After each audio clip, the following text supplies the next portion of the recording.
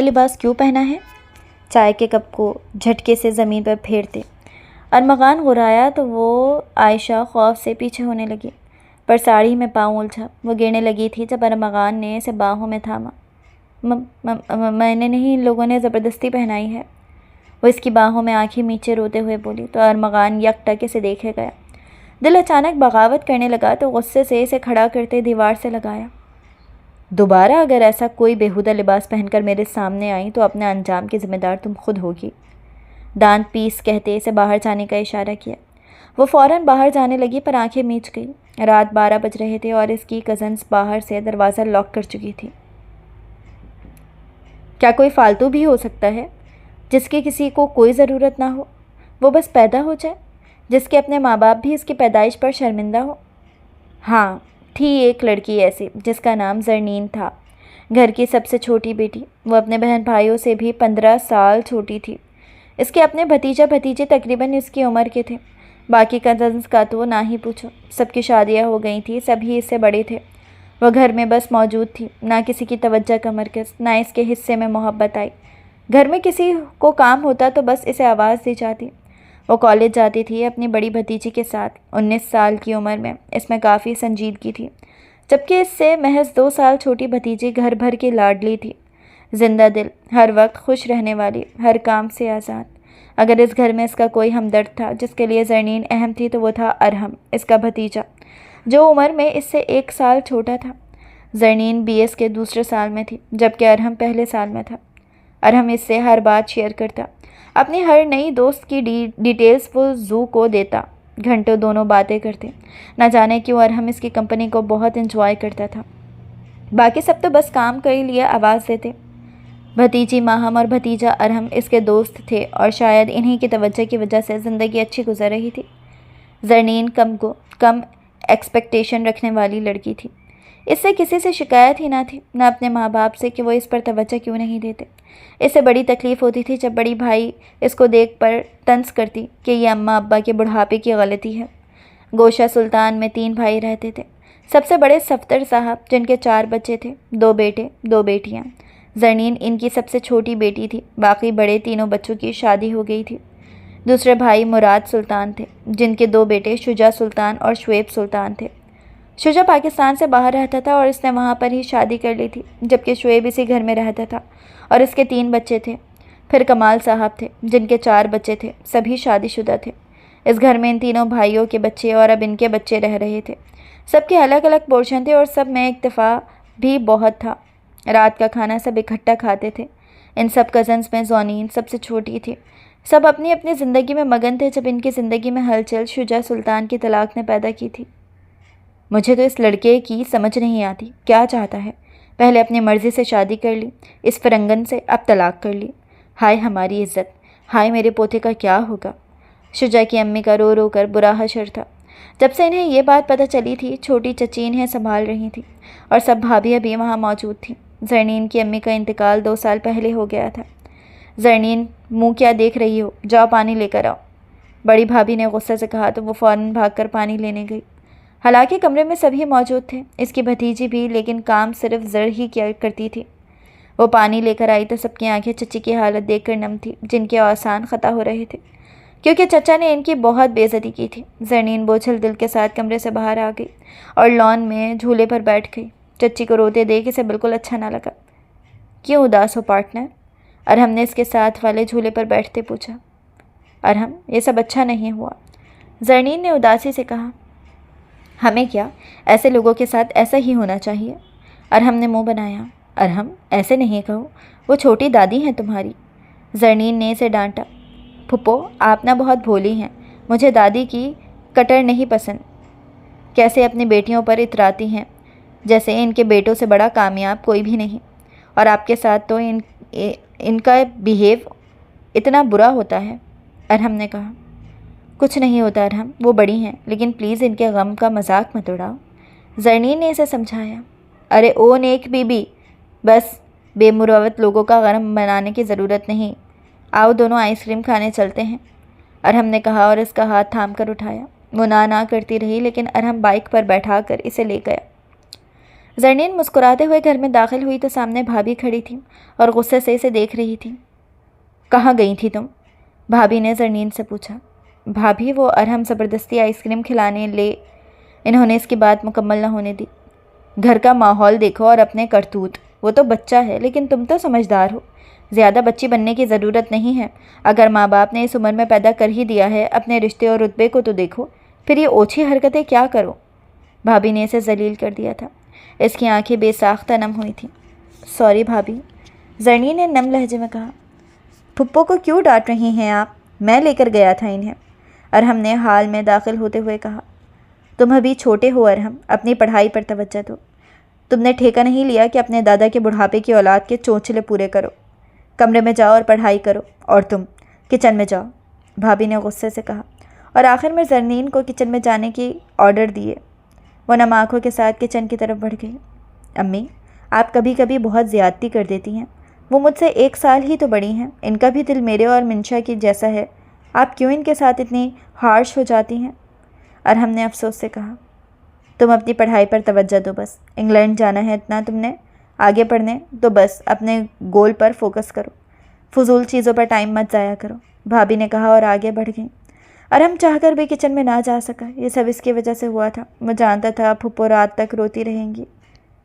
دن ویسے ہی بوجھل ہو گئے تھے، ایک تو سردی کی آمد نے اداسی بڑھائی ہوئی تھی، اوپر سے گھر کا ماحول الگ سوگوار تھا۔ اس ماحول کو توڑنے کے لیے شجاع سلطان واپس آ رہا تھا۔ چچی نے تو گھر سر پر اٹھایا ہوا تھا، وہ بیٹے کی حرکت بھوک کر اس کی آمد کی تیاریاں کر رہی تھیں، اور کام سے بچانے کے لیے ارحم زرنین کو روز کالج لے جاتا تاکہ سارا دن اسے کام نہ کرنا پڑے۔ آج شجاع نے آنا تھا، چھوٹی چچی نے اسے کالج جانے سے روک دیا تھا۔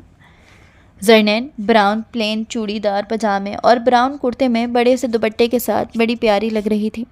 وہ کالج جانے کے لیے بالکل تیار تھی، بالوں کی چٹیاں اور آنکھوں میں ہلکا سا کاجل، جبکہ ہونٹوں پر مدھم سی لپسٹک، کچھ آویزہ زلفیں اس کے حسن کو 2 آتشہ بنا رہے تھے۔ چچی کی بات سن کر زرنین کی آنکھیں اداس ہو گئیں۔ چچی، آج میرا ٹیسٹ، زرنین نے کہنا چاہا۔ بس کرو لڑکی، آج چھٹی کر لو گی تو کوئی قیامت نہیں آ جائے گی، چچی نے کہا اور آگے بڑھ گئیں۔ وہ جانتی تھی زرنین اب کالج نہیں جائے گی، اور زرنین نے واقعی چھٹی کر لی۔ ارحم کو تو بڑا غصہ آیا تھا، وہ غصے میں کالج چلا گیا۔ شام 4 بجے شجاع سلطان گھر میں داخل ہوا تھا۔ اس کے ہاتھ میں 6 ماہ کا پیارا سا بیٹا بھی تھا۔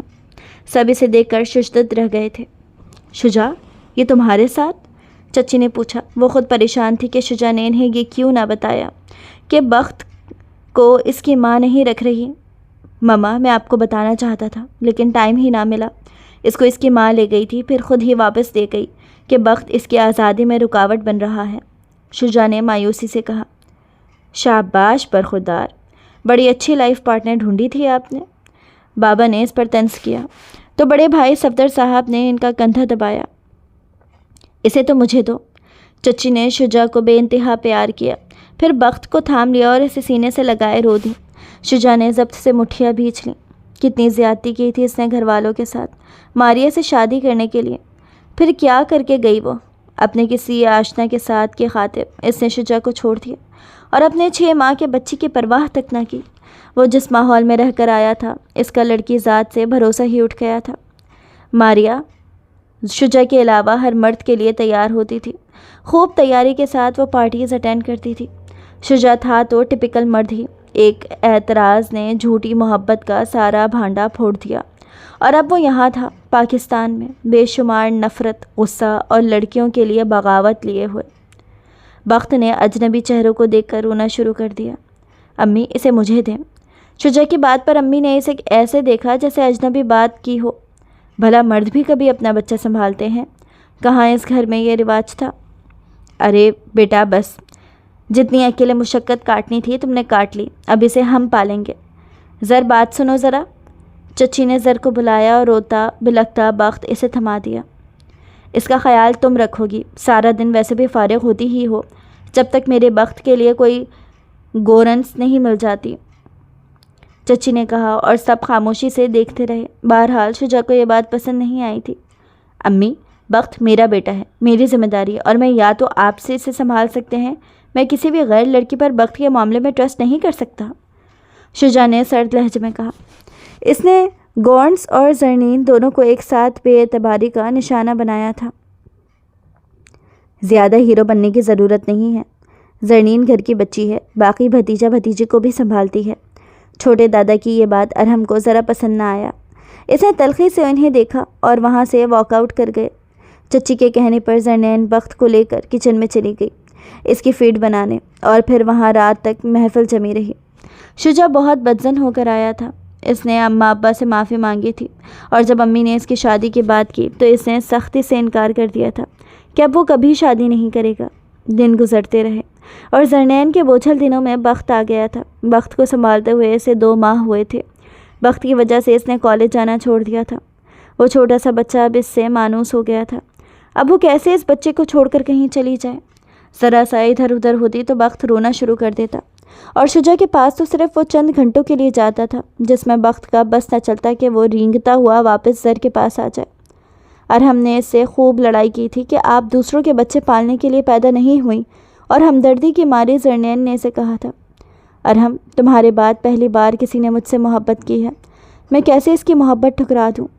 ارحم نے اس کو دیکھا تھا جو بخت کے ہاتھ چوم رہی تھی، اور جب شجاع چاچو دی ورلڈ فیمس بے مروت اور خود غرض انسان دوسری شادی کریں گے اور اس سے آپ سے واپس لے لیں گے تو آپ کیا کرو گی؟ زرنین نے اس کی سمت دیکھا۔ تو میں بخت کو واپس کر دوں گی۔ ہاں یہ میرے لیے مشکل ہوگا، لیکن ارحم محبت میں کسی کو قید نہیں کر سکتی۔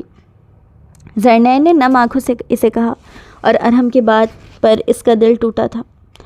پھپھو مجھے آپ کے جذبات کی پرواہ ہے، یہ مطلبی لوگ ہیں، مجھے آپ کے معاملے میں ان سے ڈر لگتا ہے۔ ارحم نے بے بسی سے کہا، تم ہو نا میری حفاظت کے لیے، تم سب سنبھال لو گے۔ زرنین نے مسکرا کر کہا اور بخت کی سمت متوجہ ہوئی۔ دیکھو ارحم یہ کتنا پیارا ہے۔ زرنین کی بات پر ارحم دھیمے سے مسکرایا، ہاں آپ کی طرح پیارا۔ ارحم نے اس کی کمگال پر پیار کیا اور اٹھ گیا، لیکن گھر میں جو بچہ چمگوئیاں ہو رہی تھی اس نے ارحم کو پریشان کیا ہوا تھا۔ شجاع فارغ ہو بیٹا؟ امی نے اس کے دروازے سے جھانک کر کہا۔ جی امی آئیں۔ شجاع نے کتاب ٹیبل پر رکھتے ہوئے کہا۔ کیا حالت کی ہوئی ہے شجاع کمرے کی، نہ کسی سے صفائی کراتے ہو۔ رکو میں زرنین کو بلاتی ہوں، وہ کر دے گی۔ امی نے اٹھ کر باہر جانا چاہا کہ شجاع نے روک دیا۔ کوئی ضرورت نہیں ہے امی، میں اپنا کام خود کر لوں گا، میں کسی کی موجودگی یہاں برداشت نہیں کر سکتا۔ شجاع نے بیزاری سے کہا۔ کیا ہو گیا ہے شجاع، حد کرتے ہو، گھر والوں کا کام نہیں کریں گے تو کون کرے گا؟ اور جب خیر سے تمہاری بیوی آ جائے گی تو وہ تمہارے کام کیا کرے گی؟ امی نے جیسے بات کا آغاز کیا۔ کون سی بیوی؟ کیسی بیوی؟ امی میں اب کبھی شادی نہیں کروں گا۔ شجاع نے جیسے بات ہی ختم کر دی۔ یہ کیسی باتیں کر رہے ہو؟ کیا ساری زندگی ایسے ہی رہو گے؟ کل کو بچے کو ماں کی ضرورت پڑے گی تو کیا ہوگا؟ آخر زرنین کی بھی تو شادی ہونی ہے۔ امی نے اسے سمجھانا چاہا۔ اچھا تو آپ یہ کہنا چاہتی ہیں کہ زرنین میرے بچے کو پال رہی ہے تو مجھ پر احسان کر رہی ہے؟ کل کو اس کی شادی کے بعد میرے بچے کو کوئی سنبھالنے والا نہیں ہوگا تو امی حضور میں یہ مشکل آج ہی ختم کر دیتا ہوں، جب بچہ میرا ہے تو پال بھی میں لوں گا، شجاع نے کہا اور باہر کی طرف بڑھا۔ کیا کرنے لگے ہو شجاع؟ اور پھر امی سے روکتی رہ گئی، لیکن اس نے ارحم سے زرنین کے کمرے کا پوچھا اور پھر دھڑ دھڑ دروازہ بجایا۔ اس وقت وہ تایا کے پورشن میں کھڑا تھا۔ زرنین نے جلدی سے دروازہ کھولا۔ وہ نیند سے جاگی تھی تبھی بدحواس سی کھڑی تھی۔ بخت کہاں ہے؟ اسے لاؤ فوراً، شجاع نے سرد لہجے میں کہا۔ بھائی وہ سو رہا۔ زرنین کی بات اس نے پوری نہ ہونے دی۔ شٹ اپ، جو کہا ہے وہ کرو، کوئک، شجاع نے اسے لتاڑا۔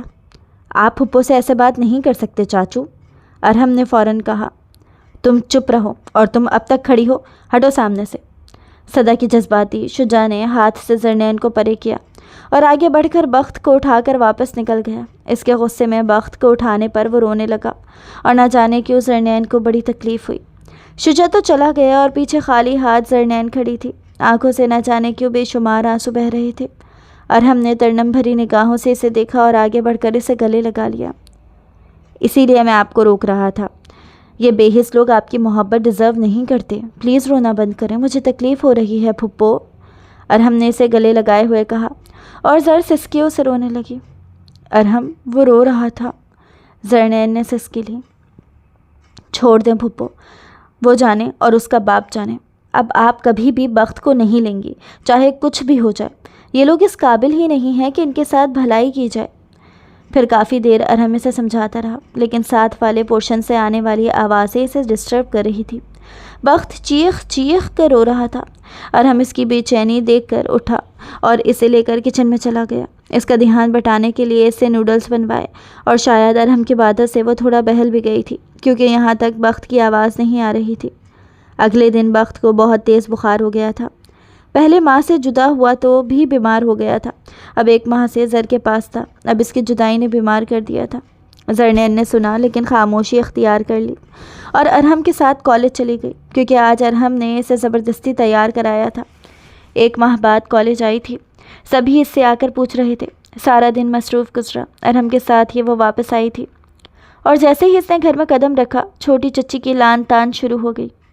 کہاں گئی تھی زرنین تم نے سوچا جان چھٹی بچے سے، انجوائے کیا جائے۔ حد نہیں ہو گئی تمہاری ہٹ دھرمی پر؟ ارے بن ماں کا بچہ ہے، سنبھال لوگی تو ثواب ہی ملے گا، ورنہ تم سارا دن نکارہ ہی پھرتی ہو۔ بچہ بخار میں تپ رہا ہے، مجھ سے سنبھالا نہیں جا رہا۔ صدف میکے گئی ہے اور تم ماہرانی کالج چلی گئی۔ چچی نے اسے خوب سنائی اور ارہم کو شدید غصہ آیا۔ چھوٹی دادی، بخت پھپھو کی ذمہ داری نہیں ہے، کائنڈلی آپ خود مینج کریں، ویسے بھی شجاع چاچو کو یہ سب پسند نہیں ہے۔ ارہم نے غصے سے کہا اور اس کا ہاتھ تھام کر اپنے پورشن میں چلا گیا، لیکن وہ نہیں جانتا تھا چھوٹی دادی پر نئی منزلوں کے دروازے کھول گیا ہے۔ انہوں نے شام تک بات کا بتنگڑ بنا دیا تھا۔ زندگی میں پہلی بار کسی نے زرنین کی حمایت دی تھی۔ وہ پرسکون تھی، لیکن شام میں کھانے کی ٹیبل پر بابا نے اسے خوب ڈانٹ پڑی تھی۔ ارہم سامنے بے بس بیٹھا تھا، کیونکہ پہلے ڈانٹ اسے پڑی تھی۔ زرنین، تم نے چچی سے بدتمیزی کی ہے، معافی مانگو۔ اگر بخت کو سنبھال بھی لوگی تو کچھ فرق نہیں پڑے گا، آج کے بعد تم کسی کو کسی کام کے لیے انکار نہیں کرو گی۔ بابا نے اسے بھری محفل میں ڈانٹ دیا، اور وہ مجرموں کی طرح سر جھکائے کھڑی تھی۔ اس نے چھوٹی چچی سے معافی مانگی، لیکن انہیں صبر نہ آیا۔ بڑی تیزی سے دماغ نے کام کیا تھا۔ بھائی صاحب، آپ برا نہ مانیں تو مجھے آپ سے ایک ضروری بات کرنی ہے، چچی نے کہا تو سب نے انہیں دیکھا۔ بھائی صاحب، میں اپنے شجاع کے لیے زرنین کو مانگتی ہوں، پلیز مجھے نامراد مت لوٹائیے گا۔ چچی کی بات پر سب کو سانپ سونگھ گیا، اور شجاع نے کچھ کہنا چاہا تو چچی نے اس کا گھٹنا دبا دیا۔ خدا کے لیے کچھ مت بولنا، شجاع نے دانت پیسے۔ مجھے سوچنے کا وقت دو سعدیہ، میں تمہیں کل جواب دوں گا، زرنین کے بابا نے کہا، اور پھر سب کھانا کھانے لگے۔ لیکن 3 لوگ اس وقت بے حد بے چین تھے، زرنین، شجاع اور ارہم۔ بابا، آپ دادا کو منع کریں کہ وہ پھپھو کا رشتہ چاچو سے نہ کریں، ارہم نے اپنے بابا سے کہا۔ ارہم، یہ بڑوں کے فیصلے ہوتے ہیں، تم بیچ میں مت بولو، اس کے بابا نے سمجھایا۔ بابا، آپ پھپھو کے بھائی ہیں، کچھ تو کریں، کتنے بڑے ہیں چاچو آپ جتنے، مطلب 15 سال بڑے، حد ہوتی ہے کسی چیز کی، پھر ایک بچی کے باپ بھی ہیں، کیا ہو گیا ہے آپ لوگوں کو؟ ارہم کا بس نہیں چل رہا تھا کہ کیا کرتے۔ ارہم، اپنے کمرے میں جاؤ، اور خبردار جو تم نے مزید کوئی بکواس کی، اچھا نہیں ہوگا۔ بابا نے اسے ڈانٹا تو وہ پاؤں پٹکتا ہوا اپنے کمرے میں چلا گیا، اور زرنین کی آخری امید بھی بجھ گئی۔ وہ جانتی تھی بابا اسے بیاہنے والے کریں گے، اور اس کے وجود سے ویسے ہی غافل تھے۔ یہ تو ایک سنہری موقع تھا اس سے جان چھڑانے کا، ایک سسکی تھی جو اس کے لبوں سے آزاد ہوئی تھی۔ 19 سال کی زرنین کی قسمت کا جیسے فیصلہ ہو گیا تھا۔ پھپھو اٹھیں، کالج جانا ہے ہمیں، ارہم نے سکی سوجی ہوئی آنکھوں کو دیکھ کر نظریں پھیری۔ میں نہیں جا سکتی ارہم، اس نے بخت کی طرف اشارہ کیا۔ کیا کر رہی ہیں پھپھو؟ کیوں کسی اور کے بچے کے پیچھے خود کو ہلکان کر رہی ہیں؟ دادا اب سے آپ کی رائے پوچھیں تو صاف انکار کر دینا، میں آپ کے ساتھ ہوں، میں بھی ان سے بات کروں گا، ارہم نے اس کے ہاتھ تھام کر کہا، اور وہ سسک پڑی۔ مجھے شادی نہیں کرنی ارہم، پلیز کچھ کرو، چچی مجھ سے سخت نفرت کرتی ہے، انہوں نے یہ سب جان کر کیا ہے، تمہیں پتہ ہے کل میں رات میں بخت کا دودھ لینے کچن میں گئی تو وہ شجاع بھائی سے بات کر رہی تھی، وہ کہہ رہی تھی کہ تمہیں زرنین سے ہی شادی کرنی پڑے گی کیونکہ ارہم نے ان کی انسلٹ کی اور وہ بدلہ لیں گی مجھ سے، کیونکہ انہیں لگتا ہے کہ میں نے تمہیں بھڑکا کر ان کی انسلٹ کرائی ہے۔ ارہم، وہ کہہ رہی تھی شجاع اگر تم نے شادی نہ کی تو وہ خودکشی کر لیں گی۔ ارہم اس کی بات پر دنگ رہ گیا۔ چلیں اٹھیں، یہ سب دادا کو بتائیں، کسی منافقوں کے گھر میں رہتے ہیں ہم، پھر ارحم اسے زبردستی اپنے پورشن کے لاؤنج میں لے آیا جہاں دادا، اس کے بابا اور چاچو بیٹھے تھے۔ انہیں دیکھ کر سب کے ماتھے کے بلوں میں اضافہ ہوا۔ ارحم، آپ اب تک کالج کیوں نہیں گئے؟ دادا نے پوچھا۔ دادا، ہمیں آپ سے بات کرنی ہے، ارحم نے جلدی سے کہا۔ ارحم، شام میں آپ کے پھپھو کا نکاح ہے، کالج سے جلدی آ جائیے گا، بہت کام ہے، جمعے کا دن ہے، آج سے مبارک دن، اور کیا ہی ہوگا۔ دادا نے جیسے بات ختم کی اور ان کی ساری امیدوں پر پانی پھیر دیا۔ کسی نے زرنین سے پوچھا تک گوارا نہ کیا اور بس فیصلہ ہو گیا۔ لیکن دادا، ارحم نے غصے سے کچھ کہنا چاہا جب اس کے بابا نے اس کا ہاتھ پکڑا اور زرنین سے اس کا ہاتھ چھڑایا۔ پلیز زرنین، اس کو باغی مت کرو، ہمارے سامنے مت کھڑا کرو ایسے غلط پٹیاں پڑھا کر، بچہ ہے یہ۔ زرنین نے بھائی کو بہتی آنکھوں سے دیکھا جب وہاں سے چلے گئے تھے۔ اس کے دل نے دہائی دی، بھائی میں بھی تو چھوٹی ہوں، بس ارحم سے 1 سال بڑی۔ لیکن وہ پلٹ گئی۔ بڑی خاموشی سے شام میں سب ہوا۔ دونوں دلہا دلہن خاموش بیٹھے تھے۔ ارجنٹ میں زرنین کا شادی کا جوڑا تو نہ بن سکا تھا، بس ایک ریڈ میکسی تھی، اسے وہی پہنا دی تھی۔ وہ جامد بیٹھی تھی۔ چچی نے بڑی گہری مسکراہٹ کے ساتھ بخت کو اس کی گود میں ڈالا تو وہ تب بھی چپ رہی۔ عجیب ہی شادی تھی۔ دلہن بچہ سنبھال رہی تھی۔ نکاح کے فوراً بعد شجاع اٹھ کر چلا گیا تھا اور یہ تھی زرنین کی شادی۔ زرنین نے کپڑے چینج کیے اور اپنے سادہ سے سوٹ میں وہ بخت کو کھڑی چپ کروا رہی تھی جس کا رونا ہی بند نہیں ہو رہا تھا۔ وہ اس وقت شجاع کے کمرے میں تھی جب اس کی جیٹھانی اس کے کمرے میں آئی۔ صوفے بھابھی مزاج کی اچھی تھیں۔ بخت کے ساتھ ساتھ زر بھی رو رہی تھی۔ ارے تم کیوں رو رہی ہو اور کپڑے کیوں چینج کیے؟ لاؤ اسے مجھے دو۔ بھابھی نے بخت کو لیا اور ڈھونڈ کر دوا پلائی تو بخت سکون سے سو گیا۔ آؤ میں تمہیں تیار کر دیتی ہوں، بھابھی نے شرارت سے کہا تو وہ گھبرا گئی۔ نہیں بھابھی، میں ایسے ہی ٹھیک ہوں۔ اور پھر زرنین کے لاکھ منع کرنے کے باوجود وہ اسے تیار کر گئیں۔ انہوں نے زرنین کو اپنی نئی کالی ساڑی پہنائی اور بہت پیارا سا میک اپ کیا، ساتھ جیولری پہنائی تو وہ دنیا کی حسین لڑکی لگ رہی تھی۔ آج سے پہلے کبھی اتنا تیار بھی نہ ہوئی تھی۔ ارے زر، تم تو بالکل بدل گئیں، بہت پیاری لگ رہی ہو۔ انہوں نے اسے پیار کیا اور کان میں سرگوشی کی جس سے زرنین سرخ پڑ گئی۔ پھر وہ کمرے سے چلی گئی اور زرنین کے ہاتھ پاؤں پھول گئے۔ رات کے 3 بج گئے تھے لیکن اب تک شجاع کمرے میں نہیں آیا تھا اور پھر بالآخر شجاع کمرے میں آ ہی گیا۔ زرنین واش روم سے نکلی، وہ سامنے چیئر پر بیٹھا تھا۔ کمرے میں اس کی سرد آواز گونجی، پانی دو مجھے۔ زرنین نے آگے بڑھ کر اسے جلدی سے پانی دیا اور گلاس اس کی طرف بڑھایا جب اس کی نظر زر پر پڑی اور پلٹنا بھول گئی۔ یہ کیا بیہودہ لباس پہنا ہے تم نے؟ شجاع نے غصے سے پوچھا اور اپنے آپ کو کنٹرول کیا۔ آج سے پہلے اتنا مکمل حسن کہاں دیکھا تھا اس نے۔ وہ زر کے پیچھے ہوئی تو ساڑی میں پاؤں الجھ گیا اور سیدھا وہ شجاع کے سینے میں سما گئی جس نے اسے بڑی احتیاط سے سنبھالا تھا۔ دونوں کی دھڑکن بڑی تیز تھی۔ وہ یکدم سیدھی ہوئی اور توازن برقرار نہ رکھ سکی، لیکن شجاع نے اس کا ہاتھ تھام لیا۔ وہ ان لوگوں نے پہنا دیا تھا، زرنین نے بے بسی سے کہا۔ آئندہ اگر ایسا بیہودہ لباس پہنا تو اچھا نہیں ہوگا، جاؤ چینج کرو، شجاع نے کہا، دل باغی جو ہو رہا تھا۔ اس نے زر کی طرف سے رخ موڑ لیا اور زر ڈریسنگ روم کی طرف بڑھ گئی۔ شجاع نے گہری سانس لی۔ یہ کیا ہوا تھا مجھے؟ کیا میں اتنا کمزور ہوں کہ کسی بھی لڑکی سے محبت کر بیٹھوں، اس کے جال میں پھنس جاؤں؟ نہیں، ایسا نہیں ہے۔ یہ لڑکی میری کزن تھی، کبھی میں نے آنکھ اٹھا کر نہیں دیکھا، اب بیوی کے روپ میں سامنے آئی ہے تو… اس سے آگے کی سوچ پر اس نے سر جھٹکا اور بیڈ پر دیکھا جہاں بخت پرسکون نیند لے رہا تھا۔ وہ اٹھا، تبھی سادہ سے حلیے میں زر باہر آئی۔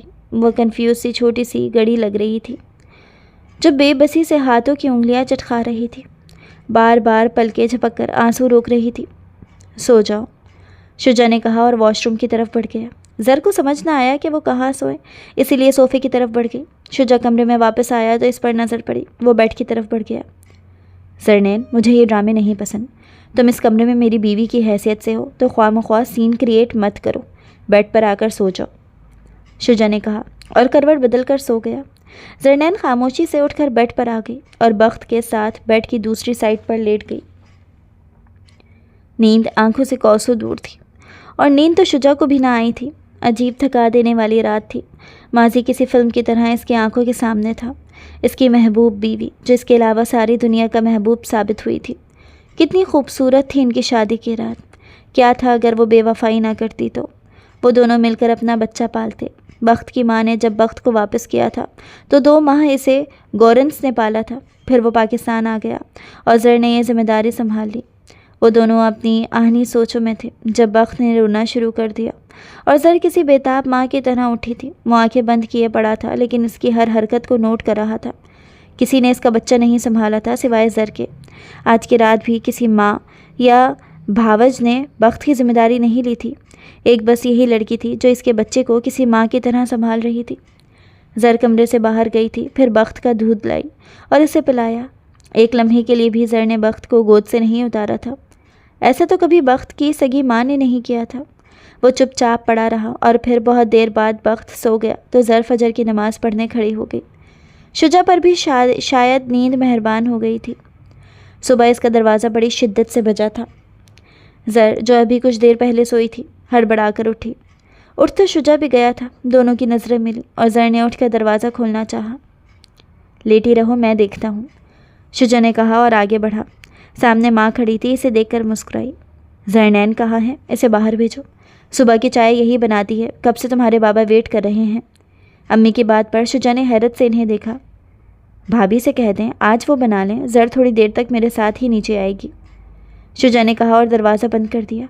اس کے ساتھ ساتھ زر بھی ششدر رہ گئی۔ شجاع نے پلٹ کر اس کے حیران پھٹی ہوئی آنکھوں کو دیکھا اور سر جھٹک کر واش روم کی طرف بڑھ گیا۔ پہلی بار کسی نے زر کی حمایت دی تھی اس گھر میں ارحم کے بعد۔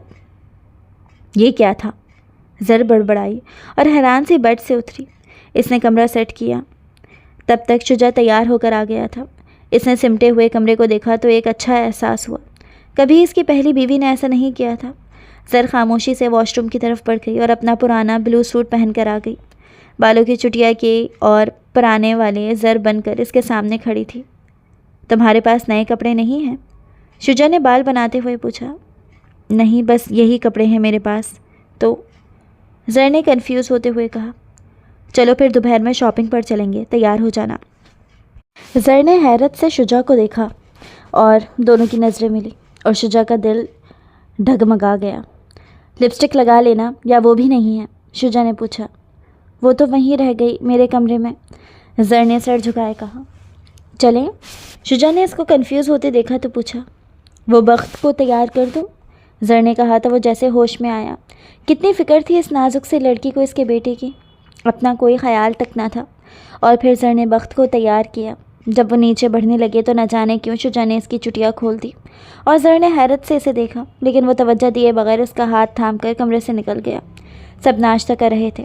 کسی نے نئی دلہن پر توجہ دینا مناسب نہ سمجھا۔ وہ کنفیوز سی سر جھکائے کھڑی تھی تو بھابھی نے اسے کرسی دی اور بیٹھنے کا کہا۔ وہ بخت کو تھامے کرسی پر بیٹھ گئی۔ چچی نے تو اس کے سلام کا جواب تک نہ دیا تھا۔ ارحم ٹیبل پر نہ بیٹھا تھا۔ زر نے سب کو دیکھا لیکن کوئی اس کی طرف متوجہ نہ تھا۔ بابا لوگ بھی شاید جا چکے تھے، صرف گھر کی خواتین تھیں۔ کیا کھاؤ گی زر؟ میں بنا دیتی ہوں، بھابھی نے اس سے پوچھا جبکہ شجاع کا ناشتہ آ چکا تھا۔ تم کیوں بناؤ گی؟ نہیں تو نہیں ہے یہ، لاؤ اسے مجھے دو اور اپنا ناشتہ بنا کے لاؤ جو کھانا ہے۔ چچی نے اپنا پوتا لیا اور اسے حکم دیا۔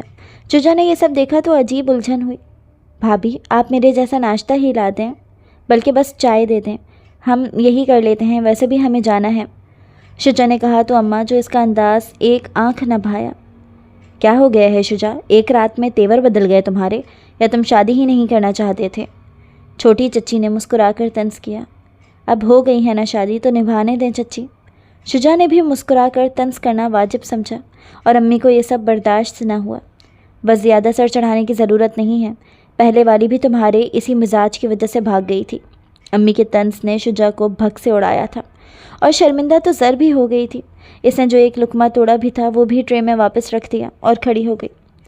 بھابھی رہنے دے، مجھے بھوک نہیں ہے، میں بعد میں کچھ کھا لوں گی، ویسے بھی ابھی بخت کو ناشتہ کرانا ہے، زر نے آنسو ضبط کرتے کہا اور اٹھ گئی۔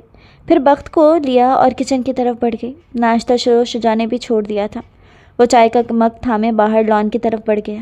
عجیب سے رشتے تھے، کیسی بے حسی تھی سب میں۔ بھابھی زرنین کدھر ہے؟ شجاع نے بھابھی سے پوچھا۔ وہ دلہے میاں 1 گھنٹہ اپنی دلہن کو دیکھے بغیر نہیں رہ سکے۔ بھابھی کے مذاق پر وہ مسکرا بھی نہ سکا۔ بازار جانا تھا، کچھ شاپنگ کرنی تھی، اس لیے پوچھ رہا ہوں، شجاع نے نرمی سے کہا تو وہ مسکرائیں۔ سدا خوش رہو۔ بھابھی نے دل سے دعا دی اور بتایا کہ وہ اپنے پورشن میں گئی تھی۔ شجاع اس کے پورشن کی طرف بڑھا تو خاموشی کا راج تھا۔ بڑی بھابھی سے پوچھا تو انہوں نے لا علمی کا اظہار کیا۔ وہ پھر بھی زر کے کمرے کی طرف بڑھا اور دروازہ کھولا تو سامنے بیڈ پر بخت اور زر سوتے ہوئے نظر آئے۔ چلو جی، یہ یہاں ہے۔ حد ہے اس لاپرواہی کی، ایسی ہی ہے یہ لاپرواہ، نکمی۔ بڑی بھابھی طنز کیے بغیر نہ رہ سکی۔ سمجھاؤں گی اسے کہ لڑکی اپنے شوہر کے کمرے میں سویا کرو۔ اب ویسے بھی یہ کمرہ اب میں اپنی گڑیا کو دینے والی ہوں، اب اس کا یہاں کیا کام؟ بھابھی کی بات پر شجاع نے انہیں دیکھا کہ سب اتنے عاجز تھے اس لڑکی سے۔ وہ آگے بڑھا اور کمرے کا دروازہ بھابھی پر بند کر دیا۔ بھابھی ہکا بکا رہ گئیں۔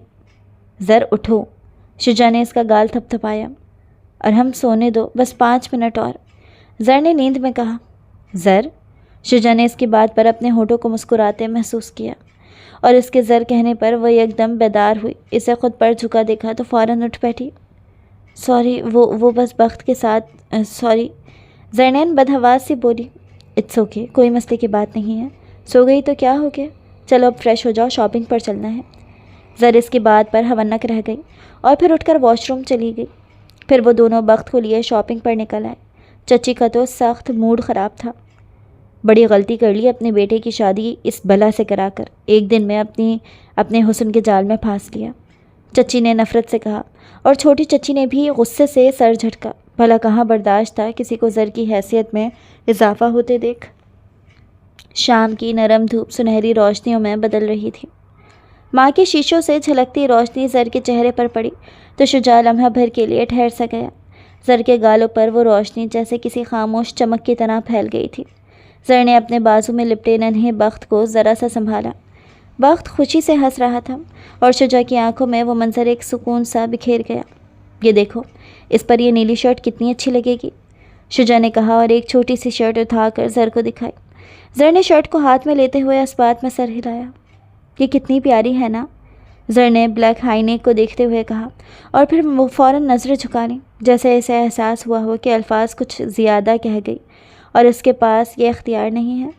شجاع کے لہبوں پر ایک ہلکی سی مسکراہٹ ابھری۔ تمہارا ذوق اچھا ہے، اس نے نرم لہجے میں کہا۔ زر نے چونک کر اس کی طرف دیکھا، پھر نظریں چرا لیں۔ بخت نے ہنستے ہوئے ہاتھ بڑھا کر شجاع کے چہرے کو چھوا۔ لمحہ ایک دم رک سا گیا۔ شجاع نے وہ ننھا ہاتھ پکڑ لیا اور ساتھ ہی زر کی انگلیاں بھی اس کے ساتھ سے چھو گئیں۔ ایک نرم سا جھٹکا دونوں نے محسوس کیا، جیسا خاموشی کے اندر کچھ جاگ اٹھا ہو۔ مال کے اسپیکر سے مدھم موسیقی چمک رہی تھی۔ لوگ آس پاس گزر رہے تھے، مگر ان کے درمیان ایک خاموشی سا دائرہ بن گیا تھا جہاں صرف دھڑکنوں کی آواز تھی۔ کافی پئیں؟ شجاع نے آہستہ سے پوچھا۔ زر نے اس بات میں سر ہلایا۔ کافی شاپ کے گوشے میں بیٹھے وہ دونوں کبھی بخت کو دیکھتے، کبھی ایک دوسرے کی طرف۔ سورج غروب ہو رہا تھا، آسمان پر نارنجی اور گلابی رنگ بکھر رہے تھے۔ شجاع نے دھیرے سے کہا، شام کتنی خوبصورت ہے آج۔ زر نے نظریں جھکا لیں، لبوں پر ہلکی سی مسکراہٹ پھیل گئی۔ باہر ہوا نرم چل رہی تھی، شام کا رنگ گہرا ہوتا جا رہا تھا، کافی کے کپوں سے بھاپ اٹھ رہی تھی۔ بخت زر کی گود میں سو چکا تھا اور شجاع کے چہرے پر ایک اطمینان بھری مسکراہٹ تھی۔ خاموشی میں ایک نیا احساس جنم لے رہا تھا، جھجک کے پردے میں لپٹا ہوا مگر بے حد خوبصورت، ایک خوشگوار شام جو شاید ان کی کہانی کی شروعات بننے والی تھی۔ شجاع نے اسے ڈھیروں شاپنگ کرائی تھی، نئی جویلری، کپڑے، شوز، میک اپ اور نہ جانے کیا کچھ، سب کچھ اس نے اپنی پسند کا لیا تھا، اور اسی طرح اپنی اور بخت کی شاپنگ کی تھی۔ ایک خوبصورت شام گزار کر وہ لوگ گھر آ گئے تھے۔ اگلی صبح زر نے مسٹرڈ کلر کا ریشمی لباس پہنا، جویلری کے نام پر چین اور ایئر رنگ پہنے اور ہلکا سا میک اپ کیا۔ وہ بلا شبہ حسن کا شہکار لگ رہی تھی۔ شجاع کے اٹھنے سے پہلے وہ بخت کو تیار کر چکی تھی۔ وہ دونوں بیٹھے اس کے اٹھنے کا انتظار کر رہے تھے اور بالآخر شجاع صاحب اٹھ گئے۔ واہ بھائی، مجھے نہیں پتا تھا کہ میری صبح اتنی خوبصورت بھی ہو سکتی ہے، شجاع نے مذاق کیا، لیکن زر کنفیوز ہو گئی۔ سوری، شاید میں زیادہ تیار ہو گئی، میں چینج کر لیتی ہوں۔ سارا کانفیڈنس ہوا ہو گیا تھا۔ ہرگز نہیں، بہت پیاری لگ رہی ہو۔ شجاع کے چہرے کی مسکراہٹ پر زر نے سر جھکایا۔ وہ تیار ہوا اور تینوں ایک ساتھ نیچے آئے۔ چچی کے غصے کے گراف تو اوپر پہنچ گیا تھا۔ انہوں نے زر کو گھورا، جس نے شرمندہ ہو کر سر جھکا لیا۔ یہ اتنی بنو بن کر کہاں جا رہی ہو تم صبح صبح؟ बाप भाइयों वाला घर है, ये चोचले यहाँ नहीं अच्छे लगते। जाओ कोई सादा सा जोड़ा पहन कर आओ और ये लिपस्टिक हटाओ। इतवार के दिन इतनी बन सवर कर फिरेंगी मैडम। चची ने 2 मिनट में इसकी इंसल्ट की थी, वो भी सबके सामने, और हमने गुस्से से ये सब देखा। इससे पहले वो कुछ कहता कि शुजा बोल उठा, कोई ओवर नहीं लग रही सर, ठीक लग रही है अम्मी। नई दुल्हन आई थिंक हमारे घर में इतनी ही तैयार होकर फिरती हैं। शुजा ने अपनी अम्मी को कहा, जिनका मिजाज ख़राब हो चुका था। तुम्हें नहीं पता शुजा, अब हालात और हैं, बच्चे बड़े हो गए हैं, ये अपना अरहम क्या सोचेगा। चची ने तंज किया, कुछ नहीं सोचूंगा छोटी दादी, यही देख रहा हूँ कि मेरी पुप्पो कितनी हसीन लग रही हैं। अरहम ने उठ के इसके माथे पर प्यार किया और सबके मुंह बन गए, लेकिन ज़र की कन्फ्यूजन कम न हो सकी। वो बड़ी शर्मिंदा सी बैठी थी, इसी तरह मुरझाई हुई। ज़र शुजा को अच्छी नहीं लग रही थी। अब क्या हाथ पर हाथ धरे बैठी रहोगी, जाओ मेरा नाश्ता बना कर लाओ, चची ने गुस्से से कहा। तो वो फ़ौरन खड़ी हो गई। वक्त को इसने मंशिया को दिया और किचन में आ गई। कोई मीठा बनवाने की रस्म तक का इंतज़ार भी ना किया था किसी ने। वो सर झुकाए नाश्ता बना रही थी जब मंशा रोते हुए वक्त को लाई थी। चची प्लीज़ इससे ले लें, इसे भूख लगी है। ज़र ने पराठा तवे पर डालते हुए दूसरे हाथ से वक्त को थामा तो ऑयल की छींटें इसके हाथ पर और वक्त के नन्हे हाथ पर गिर गईं। वो चीख मार कर पीछे हुए और वक्त की चीखों ने किचन सर पर उठा लिया। चची सुबह शुजा सभी किचन में आ गए और चची ने आओ देखा ना था अपने पिछले दिनों का गुस्सा भी इसी वक्त निकाल दिया। खींच कर एक थप्पड़ ज़र को दे मारा। सब साख्त रह गए और होश में आने वाला सबसे पहला शख्स शुजा था। ये क्या कर रही हैं आप? कुछ ठीक नहीं कर सकती तो प्लीज़ मज़ीद ख़राब भी मत करें अम्मी, क्या हो गया है आपको? शुजा ने सिसकती ज़र को गले से लगाया। वो ज़र और अपने बच्चे को बाहों में लिए खड़ा था। ज़र को तो हैरत के झटके लग रहे थे। और हम जल्दी से फ़र्स्ट एड बॉक्स लाओ। शुजा ने ज़र को कुर्सी पर बिठाया और वक्त के हाथ के साथ साथ इसके हाथ पर बने सुर्ख निशान भी देख लिए थे। दोनों की मरहम पट्टी की और वक्त तो फीडर पीते पीते सो गया। इसकी चोट भी कम थी, जबकि ज़र की आंखों से टिप टिप आंसू बह रहे थे। फुप्पो ज़्यादा दर्द हो रहा है तो डॉक्टर के पास चलते हैं। अरहम ने इसे गले लगाया। मैं ठीक हूँ अरहम, बस वो मेरी गलती की वजह से वक्त का हाथ। ज़र रो दी। फुप्पो हाथ तो आपका भी जला है, आप क्यों इतना परेशान हो रही हैं? कोई संभालने वाला तो है नहीं वक्त को आपके सिवा, और इसके खातिर इन्होंने आपको शुजा चाचू की वजह से मारा है। कहाँ बर्दाश्त हो रहा है किसी को शुजा चाचू का आपको तवज्जो देना। अरहम ने सच बयान किया और शुजा को बहुत गुस्सा आया। इसने चंद फैसले किए थे जिसने शाम में बाबा को आगाह करके वो अपनी ज़िंदगी पुरसुकून करने वाला था। शाम का वक्त था। ड्राइंग रूम में कशीदगी फैली हुई थी। घर के सब अफराद खामोश मगर नागवारी से भरे बैठे थे। ज़रा एक कोने में खड़ी थी, निगाहें झुकी हुई, हाथ एक दूसरे में उलझे हुए। चंद दिनों में मेरे बेटे को मेरे ख़िलाफ़ कर दिया, बच्चा इससे नहीं संभलता, बस तैयार होकर फिर जाएंगी मैडम। चची के तंज बुलंद थे। शुजा के चेहरे पर सख्ती थी मगर आंखों में एक अजीब सा सुकून, जैसे वो आज एक फ़ैसला ले चुका हो। बाबा मैं इस्लामाबाद वाले ऑफ़िस को ज्वाइन करना चाहता हूँ। मैं अगले जुम्मे चला जाऊँगा। इस इतवार एक फ़ैमिली गेट टुगेदर में मैं अपना रिसेप्शन दूंगा, फिर अपनी फ़ैमिली को लेकर यहाँ से चला जाऊँगा। शुजा ने अपना फ़ैसला सुनाया। हाय ये लड़की मेरे बेटे को मुझसे अलग कर रही है। अरे जरनैन तू मर जा, चच्ची ने दुहाई दी। बस, शुजा की गहरी आवाज़ ने कमरे की खामोशी चीर दी। आज के बाद ज़र के बारे में कोई बात नहीं सुनूंगा। सब चौंक कर इसकी तरफ देखने लगे। तुम सबको शायद अब भी यकीन नहीं आया मगर ज़र अब मेरी बीवी है, मेरी इज़्ज़त, मेरा मान, और ये शादी आप लोगों ने ही कराई थी, तो अब इसे एक्सेप्ट कर लें तो बेहतर है। इसके लहजे में इतनी शिद्दत थी कि किसी को बोलने की हिम्मत ना हुई। जिसे मुझसे मोहब्बत है वो ज़र की इज़्ज़त करेगा, क्योंकि अब इस पर मेरी इज़्ज़त वाजिब है। ज़र के आंसू खुद ब खुद इसके रुखसार पर बह निकले। वो ज़ब्त करने की कोशिश करती रही मगर शुजा की बातों में जो यकीन था वो दिल को छू गया। शुजा ने ज़र की तरफ बढ़ते हुए कहा, चलो ज़र, तुम्हें अब किसी वजाहत की ज़रूरत नहीं। ज़र ने आहिस्ता से सर झुकाया और दोनों सबकी निगाहों के दरमियान से गुजर कर ऊपर चले गए। कमरे में पहुंचकर शुजा ने दरवाज़ा बंद किया। कुछ लम्हे दोनों खामोश रहे। बाहर शाम की रोशनी मध्यम हो चुकी थी। कमरे में सिर्फ टेबल लैंप की हल्की सी रोशनी फैली हुई थी। वक्त बेड पर सो रहा था। ज़र ने धीरे से कहा, आपको सबसे लड़ने की क्या ज़रूरत थी, मैं बर्दाश्त कर लेती।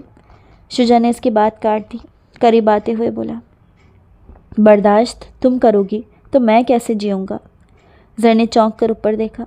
शुजा की आंखों में वही नरमी थी जो सिर्फ मोहब्बत देती है। ज़र, یہ شادی جیسے بھی ہوئی اب تم میری عزت ہو. میں چاہتا ہوں کہ دنیا تمہیں ویسے ہی سمجھے جیسے میں سمجھتا ہوں. زر کے ہونٹ ہلکے سے کانپے، آنکھوں میں نمی چمکنے لگی.